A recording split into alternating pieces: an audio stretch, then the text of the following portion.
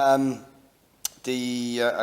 thank the Rural Independents for putting forward this motion. It seeks to achieve exactly what our amendment to the bill last week sought to do, which is to remove the emergency power being given to a minister to make regulations that are not properly debated or scrutinised in this House penal offences.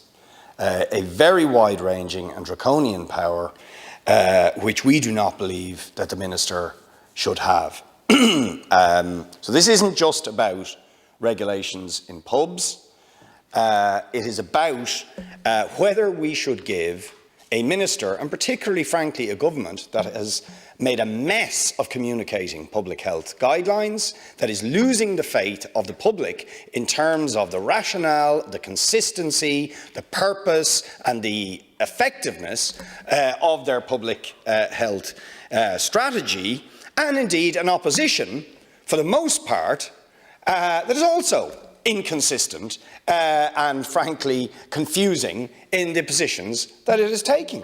I mean, I was scratching my head, Ceann Comhairle, last Thursday, was it Thursday that we had the debate, when we put our amendment against the government's legislation, that people who voted with the government from Sinn Féin, the Labour Party and the Social Democrats, the next day were jumping up and down, decrying the very powers that they had given the minister as bonkers when they had voted to give the minister these powers. It's quite extraordinary, and it still isn't clear to me which way they're voting on the measures here. And you see, what's at stake is very important civil liberties issues.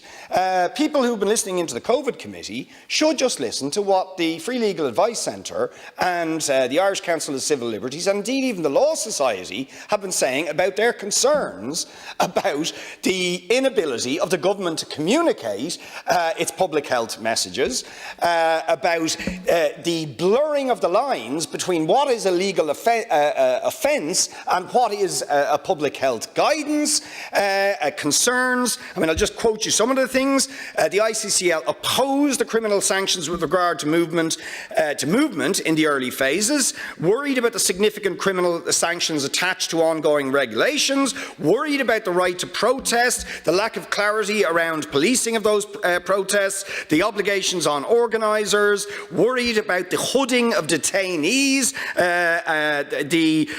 worried about the unnecessary and inappropriate and the proportionality in terms of the pub regulations, and you can go on through the list.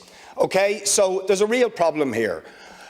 The public will and have shown themselves, in fact, to be ahead of government when it comes to adhering to public health guidelines where they understand the rationale behind them.